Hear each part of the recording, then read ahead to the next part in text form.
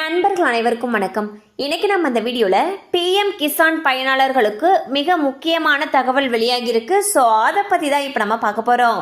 மத்திய அரசு நாடு முழுவதும் சிறு குறு விவசாயிகளை ஊக்குவிக்கும் வகையில் பிரதான் மந்திரி கிசான் யோஜனா திட்டத்தை கடந்த 2019ஆம் ஆண்டு முதல் செயல்படுத்தி வருகிறது.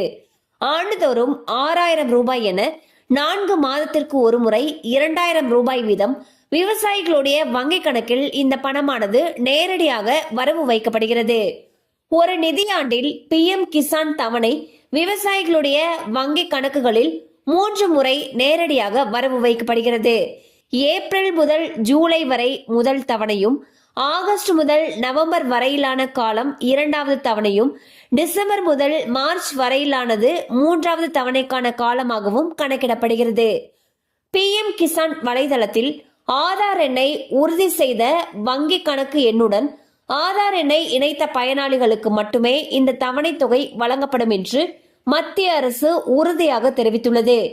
பிஎம் கிசானின் 19வது தவணையை அனைவரும் எதிர்பார்த்து காத்திருக்கின்றனர். இந்த நிலையில் 19வது தவணைக்குரிய முக்கியமான தகவல் ஒன்று வெளியாகியுள்ளது. அதாவது பிஎம் கிசானுடைய 19வது தவணை தொகை வரக்கூடிய பிப்ரவரி மாதம் வெளியாகலாம் என்று தெரிவிக்கப்பட்டுள்ளது.